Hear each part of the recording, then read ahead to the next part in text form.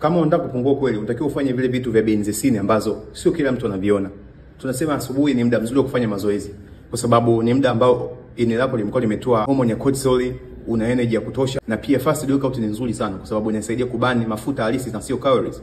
Kwa hiyo unatakiwa ufanye vitu ambavyo mtu mwingine akuone. Kuna watu hawataka kutembea asubuhi, lakini wanasema mimi nitakimbia jioni ili uonekane unafanya mazoezi. Unajikuta 90% ya vitu unavyofanya unafanya kwa ajili ya watu, sio kwa ajili yako. Unasema mimi nakula diet, lakini ukishakula sasa sikio diet, umechukua vyakula halisi, unataka kila mtu ajue umekula. Utaposti huko, utaposti kule, utaposti kule. Kuna watu wana husda, kuna watu wapende maendeleo yako. Kwani guys, hamjui husda is real? Mtu kabisa akipungua atakuwa mzuri. Wewe unadhani ni nini? Kama Mungu ukimwomba mazuri anakupa, na mwenzie akikuombea mabaya unategemea nini? Shetani ana grant pia kwa ajili yake. Sio kila kitu lazima uposti. Usiposti maendeleo yako, usiposti ambacho tunakifanya.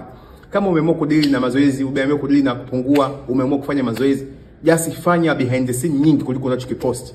Na kama ninavyokuambia, mimi sijaanza kufundisha mazoezi kwa sababu nimesomea kwanza. Mimi nilikuwa bonge na nikapungua, nikasema okay, kumbe inawezekana.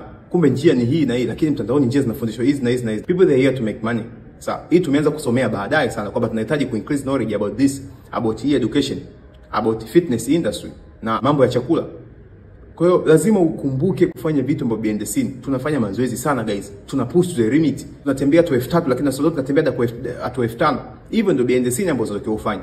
Usifanye kila mtu akuone. Usishow off fast. Trainer Omi amesema ufunge masaa 24 kula mara moja. Nenda masaa 48. Is that it? Lakini watu wana misinterpret this.